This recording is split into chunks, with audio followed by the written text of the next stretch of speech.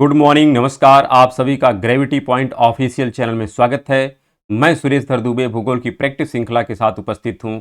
यह प्रैक्टिस श्रृंखला विशेष तौर पर टीजीटी, पीजीटी, यूजीसी एवं असिस्टेंट प्रोफेसर 2023 को ध्यान में रख करके तैयार की गई है।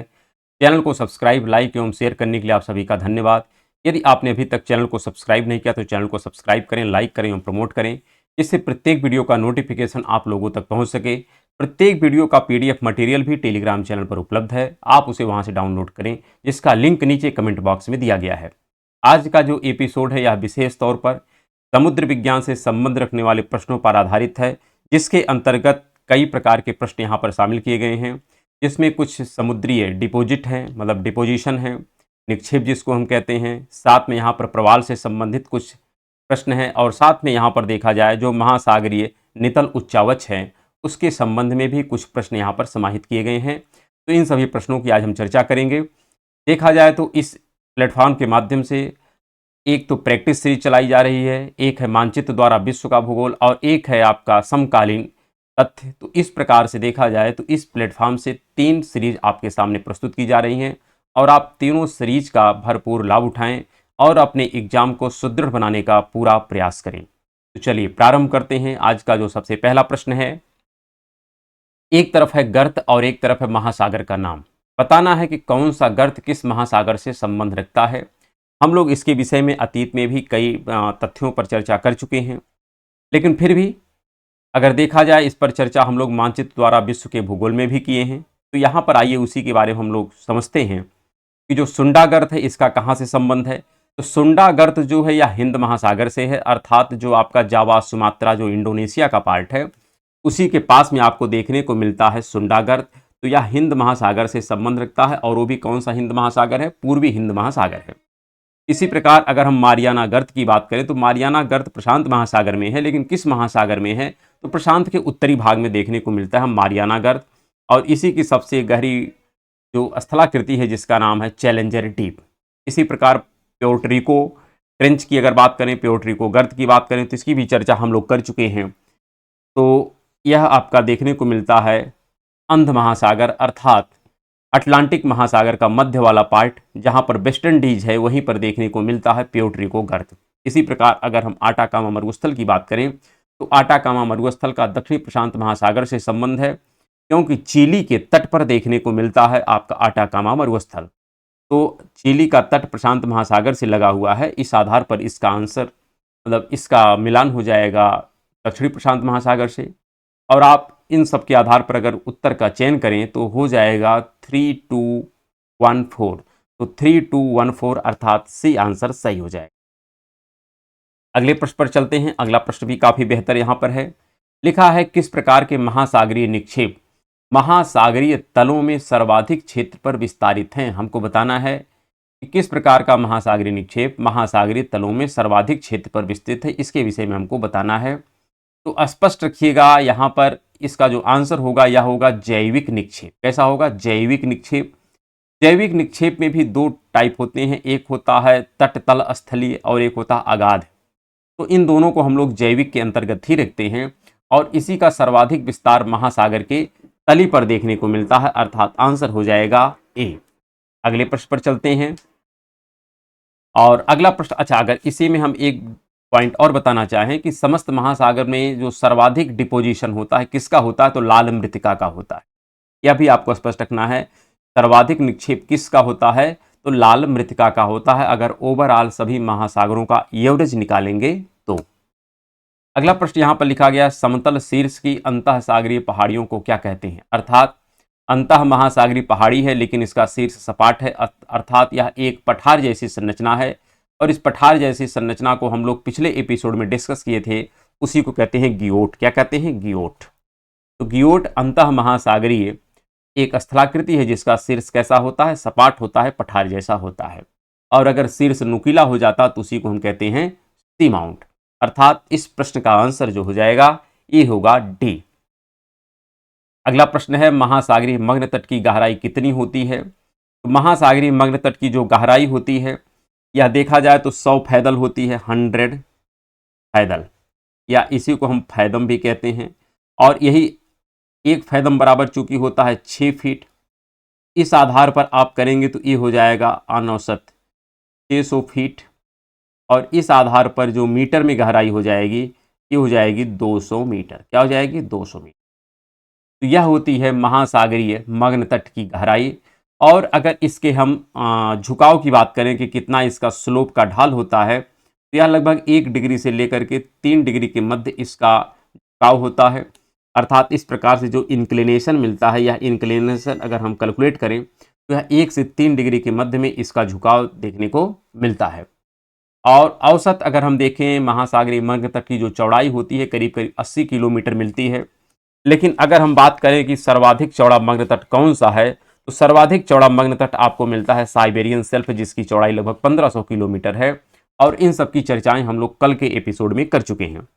तो इसका आंसर जो हो जाएगा ये हो जाएगा सी, अर्थात 200 मीटर या 600 फीट। अगला लिखा गया है यहाँ पर कि महासागरीय गर्त और एक तरफ है अवस्थिति, बताना है कि कौन किससे मैच करता है। जैसे लिखा है टोंगा, टोंगा का संबंध किससे है, चैलेंजर का संबंध किससे है, रोमांस का संबंध किससे है, नरेश का संबंध किनसे है।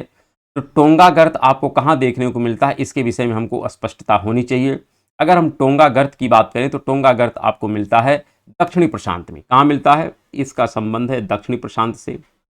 इसी प्रकार चैलेंजर जो गर्त है, तो वैसे तो मारियाना गर्त है, और मारियाना गर्त के अंदर जो सबसे डीपेस्ट पॉइंट है जिसका नाम है चैलेंजर डीप, तो चैलेंजर डीप मारियाना गर्त का ही पार्ट है। अर्थात यह उत्तरी प्रशांत से संबंध रखता है। किससे संबंध रखता है? उत्तरी प्रशांत से। इसी प्रकार रोमांस गैप की अगर बात करें तो जो मिड अटलांटिक रिज है, मिड अटलांटिक रिज का जो लगभग मध्य वाला भाग है वहां पर रोमांच गैप मिलता है। और यह देखा जाए तो दक्षिणी अटलांटिक में है। कहां पर है? दक्षिणी अटलांटिक में है। और इसी प्रकार अगर हम बात करें नरेश की, तो नरेश का संबंध उत्तरी अटलांटिक महासागर से है। और इस आधार पर हमारा आंसर जो हो जाएगा, आप इसका देख सकते हैं 1 है, 3 है, 4 है, 2 है। तो 1 3 4 2, तो 1 3 4 2, अर्थात पहला वाला आंसर सही हो जाएगा।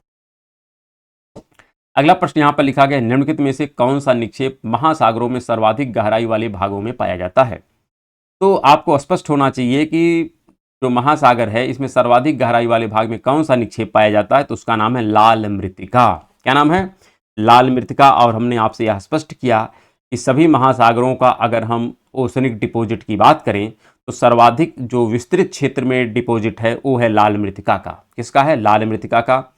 जबकि अटलांटिक महासागर में सर्वाधिक विस्तार किसका मिला है, तो हमने आपसे डिस्कस किया था जिसका नाम है ग्लोबिजेरिना। क्या नाम है? ग्लोबिजेरिना। तो ग्लोबिजेरिना जो है सर्वाधिक यह विस्तृत है अटलांटिक महासागर में। लेकिन अगर हम प्रशांत में बात करेंगे तो प्रशांत में आपको लाल मृत्तिका ही मिलती है। यहाँ पर अगला प्रश्न लिखा गया है, सबसे चौड़े महाद्वीपीय मग्न तट कहाँ पाए जाते हैं, तो साइबेरियन सेल्फ है। और साइबेरियन सेल्फ का कौन सा पार्ट है, तो आर्कटिक महासागर से यह संबंध रखता है। इसका आंसर हो जाएगा डी। अगला प्रश्न है, प्रवाल भित्तियां किससे बनी होती हैं, इसके विषय में पूछ रहा है। तो प्रवाल भित्तियां जो होती है कोरल पॉलिप से बनी होती हैं, जिसको कहते हैं जंतु प्लवक। एक कोरल क्या है? एक जंतु प्लवक है। तो जंतु प्लवक और एक होता है जिसको कहते हैं वनस्पति प्लवक। तो जो दो होते हैं, एक होता है जंतु प्लवक और एक होता है वनस्पति प्लवक। दोनों के मिलने से बनती है आपकी प्रवाल भित्तियां। उसी को हम कहते हैं क्या? प्रवाल भित्ति। अर्थात इसमें कोरल पॉलिप होता है और एक होता है जूओजेंथली। तो दोनों मिलकर के इसका फॉर्मेशन करते हैं। तो इस आधार पर इस पर्टिकुलर प्रश्न का आंसर हो जाएगा ए। क्या हो जाएगा? ए। अगला प्रश्न यहाँ पर है, निम्नलिखित में से कौन सा कथन सत्य नहीं है। अर्थात यहाँ पर जितने विकल्प दिए गए हैं सब सत्य हैं, सिर्फ एक ऐसा विकल्प है जो सत्य नहीं है और उसी के विषय में चयन करना है, बताना है। जैसे लिखा है, महाद्वीपीय मग्न तट महाद्वीप का डूबा हुआ विस्तार है। ये तो सही है, कोई इसमें डाउट आपको नहीं होना चाहिए। फिर महाद्वीपीय मग्न तट ग्रेनाइट से निर्मित हैं। क्या यह सही है, गलत? ये भी सही है, क्योंकि महाद्वीप की जो संरचनाएं होती हैं या ग्रेनाइट से ही बनी होती हैं और महासागर का जो नितल होता है या बेसाल्ट से बना होता है। तो चूंकि महाद्वीप का ही पार्ट मग्न तट है तो इस आधार पर इसका भी फॉर्मेशन ग्रेनाइट से ही हुआ है, तो इसमें कोई डाउट नहीं होना चाहिए। फिर अगला है, महाद्वीपीय मग्न महाद्वीप का ही एक भाग है। ये भी ठीक है, लेकिन अगला जो लिखा है कि सबसे अधिक विस्तृत महाद्वीपीय मग्न तट अटलांटिक महासागर में है, ये गलत है। सर्वाधिक जो विस्तृत मग्न तट है ये कहाँ पर मिलता है, तो साइबेरियन सेल्फ मिलता है, अर्थात आर्कटिक ओशन में मिलता है। तो इस आधार पर यह गलत है और यही हमारा आंसर होगा। अगला प्रश्न है, इन महासागरीय निक्षेपों में से ग्लोबिजेरिना निक्षेप है। अर्थात बताना है कि जो ग्लोबिजेरिना निक्षेप है ये किस प्रकार का है। तो यहाँ पर लिखा है अकार्बनिक निक्षेप है, फिर लिख रहा है सागर तटीय निक्षेप है, जैविक निक्षेप है, भूमिज निक्षेप है। तो आपसे हमने कल ही डिस्कस कर दिया था कि जो निक्षेप होते हैं ओसनिक एक कई प्रकार के होते हैं, जिसमें एक निक्षेप होता है जो कह सकते हैं स्थलीय निक्षेप होता है, एक होता है जैविक निक्षेप होता है, एक होता है अजैविक निक्षेप होता है। जैविक जो निक्षेप होते हैं इसके भी दो पार्ट होते हैं, एक होता है तट तल स्थलीय निक्षेप और एक होता है जिसको हम कहते हैं अगाध सागर, और अगाध सागर को हम कहते हैं उज। और उज में भी दो पार्ट होता है, एक होता है कैल्शियम प्रधान, एक होता है सिलिका प्रधान। तो यहाँ पर जो कैल्शियम प्रधान होता है उसी में देखने को मिलता है ग्लोबिजेरिना और उसे मिलता है टेरापोडा। जबकि अगर हम बात करें सिलिका प्रधान में, तो सिलिका प्रधान में रेडियोलेरियन मिलता है और डाइटम मिलता है। तो इस आधार पर जो आप देख रहे हैं ग्लोबिजेरिना, तो यह एक जैविक निक्षेप के ही अंतर्गत रखा जाता है, अर्थात इसका आंसर हो जाएगा सी। यहाँ से खूब प्रश्न पूछे जाते हैं, यकीन करिएगा कि आपको जो ओसनिक डिपॉजिट है इसको बहुत बेहतर तरीके से ध्यान में रखना है और इसके प्रश्न को भी समझना है। फिर लिखा है यटाल सर्वाधिक संख्या में कहाँ पाए जाते हैं, तो प्रशांत महासागर में पाए जाएंगे। कहाँ पाए जाएंगे? प्रशांत महासागर में। कारण, प्रशांत महासागर सर्वाधिक क्षेत्र पर फैला हुआ है, इसके तटवर्ती क्षेत्र में बहुत से द्वीपीय संरचनाएं भी निर्मित हैं। तो जब यहाँ की सभी क्लाइमेट दशाएं या सभी जलवायु दशाएं प्रवाल का ही एक पार्ट होता है एटॉल, ये जो एटॉल होता है प्रवाल भित्ति का ही एक स्वरूप है। तो इसका तात्पर्य है कि जो सर्वाधिक आदर्श दशाएं हैं प्रवाल के विकास के लिए, ये कहाँ पर है? प्रशांत महासागर में है। आंसर हो जाएगा डी।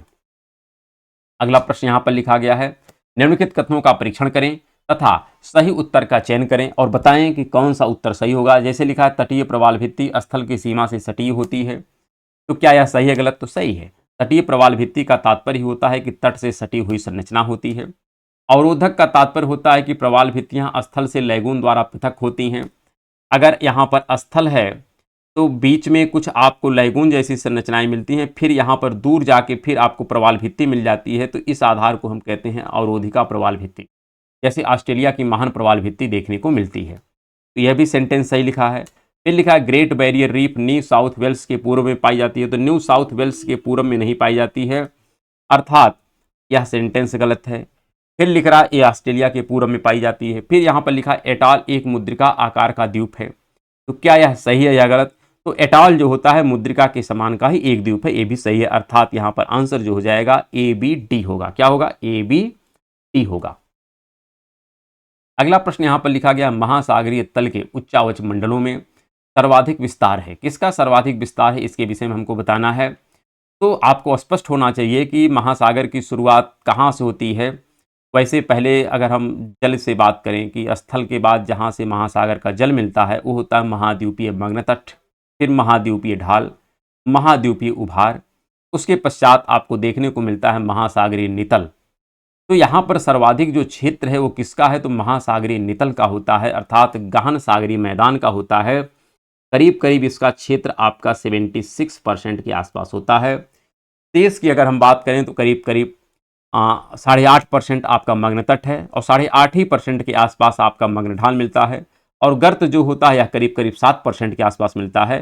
तो इस आधार पर पूरे 100% का यह डिवीजन है, तो आपको यह स्पष्टता होनी चाहिए। और इसी आधार पर प्रश्न पूछा है कि सर्वाधिक विस्तृत किसका भाग है, तो गहन सागरीय मैदान का है, अर्थात जिसको नितल हम कहते हैं। अगला प्रश्न लिखा गया है कि निम्न में से कौन नैरेटिक अर्थात तटीय, जो हमने कहा ना कि जो जैविक निक्षेप होता है, जैविक निक्षेप का एक पार्ट होता है जो तट तल स्थलीय होते हैं, अर्थात किनारे पर होते हैं, और एक अगाध सागर वाले होते हैं। तो जो तट तल स्थलीय होते हैं उसी को कहते हैं नैरेटिक, अर्थात प्लैंकटन यहाँ पर है। यह किससे संबंध होता है?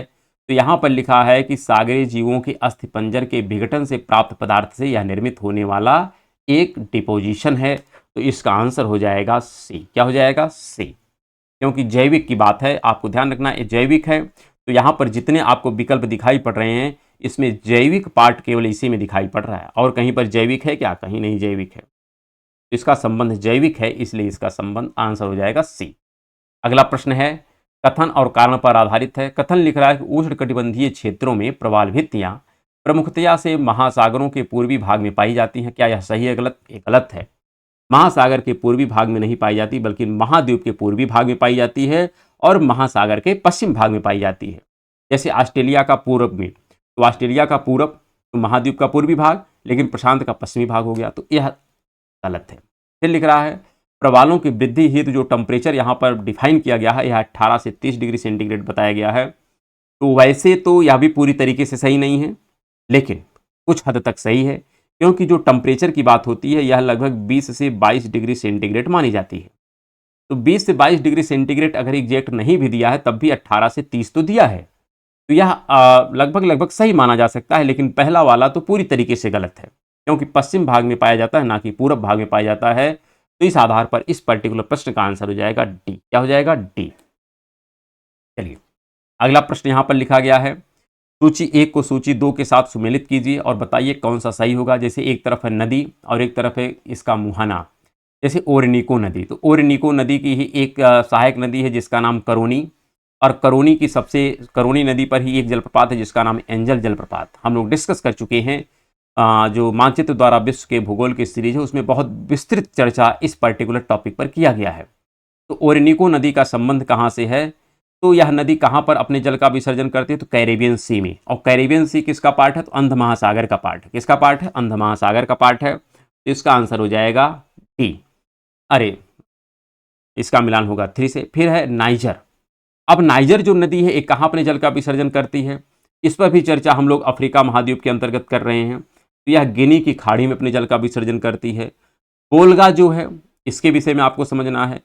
बोलगा जो है यह कहाँ पर अपने जल का विसर्जन करती है, अगर इसके विषय में आपको स्पष्ट करना है। और आमुर जो है, आमुर और दरिया, यह कैस्पियन सागर में। कहाँ पर? एक कैस्पियन में है और ये जो है प्रशांत में है।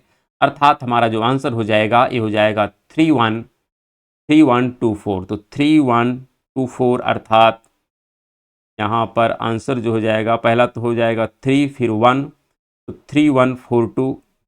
यहाँ पर थोड़ा सा मिस्टेक हो गया लगता है। आमुर, देखो आमुर जो दरिया है, आमुर और दरिया, ये आमुर मिलती है इससे, ये मिलती है आमुर, और जो है दरिया ये हम कह सकते हैं बोलगा। तो आपका मिल जाएगा किससे? बोलगा मिलता है आपका, ये हो जाएगा, देखिए पहले का 3, तो पहले का 3 तो आपके बी में मिल रहा है और डी में मिल रहा है। फिर 2 का 1 मिल रहा है, तो 2 का 1, तो यहाँ पर तो आंसर आपका होगा बी। क्या हो जाएगा? बी। अब बोलगा जो है यह आपका मिलता कहाँ पर है? यह है आपका प्रशांत में। कहाँ पर है? प्रशांत में। थोड़ा सा यहाँ पर मिस्टेक हो गया है कुछ लिखने में, ऐसा हम मान सकते हैं, लेकिन फिर भी आपको यह समझना है कि जो आमू दरिया है, आमू दरिया का अगर संबंध की हम बात करें तो आमू दरिया बेसिकली जो मिलती है, ये कहाँ मिलती है? तो यह आपका कैस्पियन में। कहाँ पर है? कैस्पियन में है। और बोलगा जो है यह कहाँ पर मिलती है? तो यह आपका प्रशांत में मिलती है। ये सही है, लेकिन फिर भी यहाँ पर कुछ सही मिलान नहीं हो रहा है, तो इसलिए इसको हम डाउट में डाल देते हैं, डाउटफुल रहेगा। इस पर हम चर्चा, मतलब इसको करेक्ट करके अगले एपिसोड में इसको हम पुनः डिस्कस कर लेंगे। अगला यहाँ पर प्रश्न है, छिछली लैगूनों वाले लघु एटॉलों की श्रृंखला को कहते हैं। तो जो छिछला लैगून है और एटॉल है, इसको क्या कहते हैं? इसको कहते हैं फरोश। क्या कहते हैं? फरोश। अर्थात एटॉल के मध्य में जो छिछली लैगून होती है उसी को हम क्या कहते हैं? फरोश कहते हैं। अर्थात यहाँ पर अगर एक द्वीप है और इसके चारों तरफ एटॉल अगर बन गया है, तो यहाँ पर एक जो झील की संरचना बनती है, लैगून को ही हम लोग झील कहते हैं, तो इसी झील का नाम क्या दिया गया है? फरोश। अगला प्रश्न यहाँ पर लिखा गया है, निम्नलिखित में कौन प्रवाल विरंजन का प्रमुख कारक है? हमको बताना है प्रवाल विरंजन का जो प्रमुख कारक है एक कौन सा, अर्थात जिसके परिणाम स्वरूप प्रवाल अस्वस्थ हो रहे हैं, प्रवाल रोगग्रस्त हो रहे हैं और प्रवाल का लगातार क्षरण हो रहा है, प्रवाल मर रहे हैं। उन सब का जो सबसे प्रमुख कारण है, सबसे ज़्यादा उत्तरदायी कारण है, वो है वैश्विक उष्ण। क्या है? वैश्विक उष्णन। अर्थात इसका आंसर हो जाएगा सी। अगला लिखा गया प्रश्न यहाँ पर, क्लाइव विल्किंसन संबंधित थे, तो इनका संबंध है ऑस्ट्रेलिया से global coral reef monitoring network Townsville Australia, क्योंकि यहीं पर ये ज़्यादा समस्या देखने को मिल रही थी। जो कोरल रीफ है इसका सर्वाधिक क्षरण कहाँ पर देखने को मिला? तो ऑस्ट्रेलिया के पूर्वी तट पर देखने को मिला है, और उसी की मॉनिटरिंग करने के लिए हम कह सकते हैं क्लाइव विल्किंसन संबंधित हैं। चलिए अगला यहाँ पर प्रश्न लिखा गया है, प्रशांत महासागर में निम्नलिखित में किसका सर्वाधिक क्षेत्रीय विस्तार मिलता है? तो लाल मृत्तिका का। प्रशांत महासागर में सर्वाधिक कौन सा निक्षेप मिलता है? तो लाल मृत्तिका। समस्त महासागरों में सर्वाधिक कौन सा निक्षेप है? तो लाल मृत्तिका। अगर हम अटलांटिक महासागर में की बात करें तो सर्वाधिक निक्षेप किसका मिलता है? तो ग्लोबिजेरिना का मिलता है। अगर हम दक्षिणी प्रशांत की बात करें, किसकी बात करें? दक्षिणी प्रशांत की, तो दक्षिणी प्रशांत में सर्वाधिक किसका विस्तार मिलता है? डायटम का मिलता है। तो इस प्रकार से कुछ कुछ अलग अलग पॉइंट है जिसके विषय में हम लोगों को समझना है और प्रश्न पूछे जाते हैं। तो सर्वाधिक आप ध्यान रखिएगा, सभी महासागरों का औसत लाल मृत्तिका, प्रशांत का भी लाल, लेकिन दक्षिणी प्रशांत का डायटम है। अटलांटिक का जो मिलता है वो होता है, हमने कहा ग्लोबिजेरिना। क्या है? ग्लोबिजेरिना। तो इस आधार पर जो पर्टिकुलर प्रश्न का आंसर हो जाएगा, यह आप कह सकते हैं कौन सा होगा? आंसर हो जाएगा ए, लाल मृत्तिका। अगला प्रश्न यहाँ पर लिखा गया है, प्रमुख मध्य महासागर चोटियों में एक पाया जाता है, वो कहाँ पर है? तो जो मध्य अटलांटिक महासागर है, अर्थात अटलांटिक महासागर का मध्य वाला भाग, जहाँ पर मध्य अटलांटिक कटक है, वहीं पर आपको चोटी देखने को मिलती है। बाकी तो सब जगह है लेकिन मध्य में नहीं है। मध्य में जो देखने को मिलती है वो कहाँ पर है? मध्य अटलांटिक महासागर में। अगला प्रश्न यहाँ पर लिखा गया है, निम्नलिखित में से कौन सा समुद्र सबसे छिछला है? तो बताना है कि कौन सा सबसे छिछला है। पहले तो इनके लोकेशन को आप देख लीजिए। बाल्टिक, अगर हम बाल्टिक की बात करें तो बाल्टिक आपको देखिए यहाँ पर देखने को मिलता है। जो यहाँ पर हम कह सकते हैं नॉर्डिक कंट्री हैं, वहाँ पर देखने को मिलता है बाल्टिक। बाल्टिक कंट्रीज भी हमको याद करने को पड़ता है क्योंकि बाल्टिक कंट्रीज से प्रश्न पूछे जाते हैं। फिर है पीत। पीत जो है यह आपको देखने को मिलता है, ये जो चाइना वाला पार्ट है यहाँ पर, ये चाइना के देखिए पूरब भाग में देखने को, इधर जापान है, इधर कोरिया है और यहाँ पर चीन है। इसी के मध्य में येलो सी देखने को मिलता है।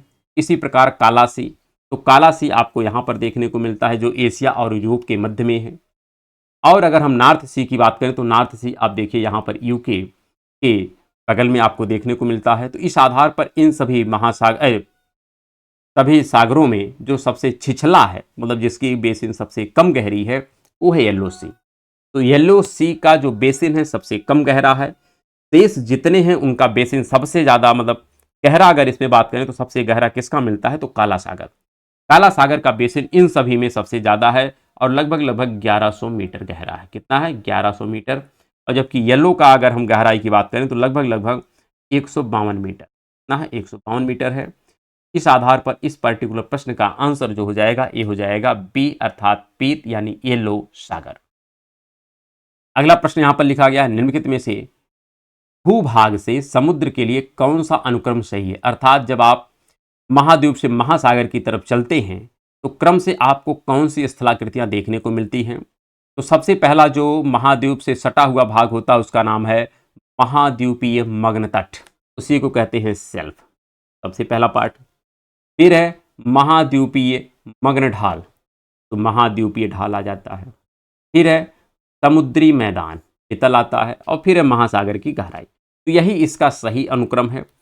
शेष अगर आप बात करेंगे तो यहाँ पर अनुक्रम किसी भी विकल्प में सही नहीं मिलेगा, लेकिन जो सही विकल्प है वो आपका बी है और यही क्रम भी होता है।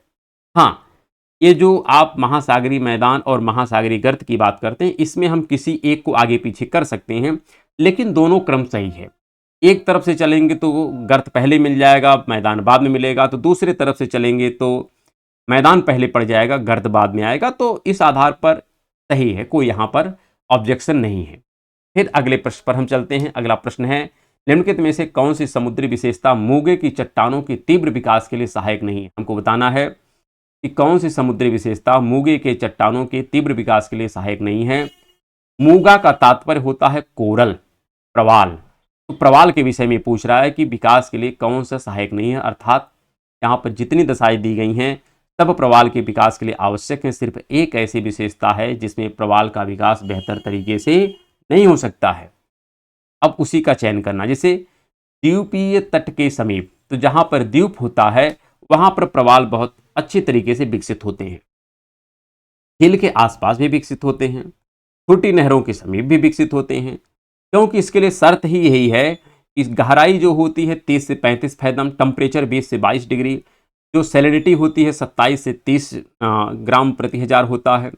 ना तो बहुत स्वच्छ जल हो, ना तो बहुत पॉल्यूटेड जल हो, और ना तो बहुत ज़्यादा गहराई हो। लेकिन जो ग्योट और समुद्री टीला है इसकी गहराई ज़्यादा होती है।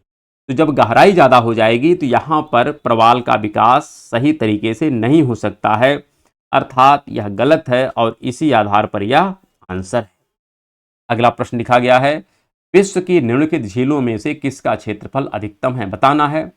यहाँ पर तो इन सभी दिए गए विकल्पों में जो सर्वाधिक ज़्यादा क्षेत्रफल है ये है बैकाल का, और बैकाल झील जो है ये रसिया में है। अगर इसके विषय में हम चर्चा करें तो विश्व की मीठे पानी की सबसे बड़ी यह झील है। आपसे पूछा जाता है कि मीठे पानी की सबसे बड़ी झील विश्व की कौन सी है, तो उसका नाम है बैकाल झील, रसिया में है। अगर हम चाड की बात करें तो चाड अफ्रीका का एक चाड देश है, वहाँ पे मिलता है।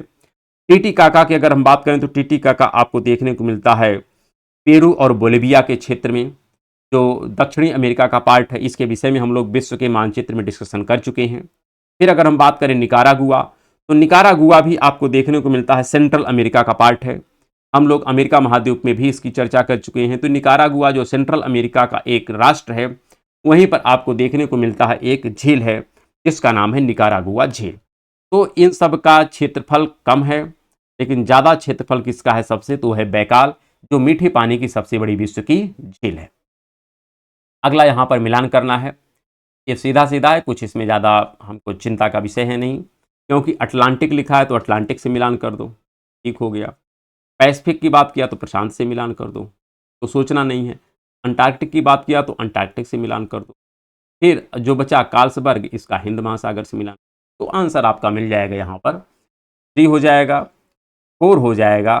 तो 3, 4 अर्थात ए आंसर सही हो जाएगा। क्या हो जाएगा, ए आंसर सही हो जाएगा। तो आप देख सकते हैं 3, 4, 1, 2, तो यही आपका आंसर हो गया। और इसी के साथ आज का जो प्रैक्टिस एपिसोड है इसको हम यहीं पर समाप्त करते हैं।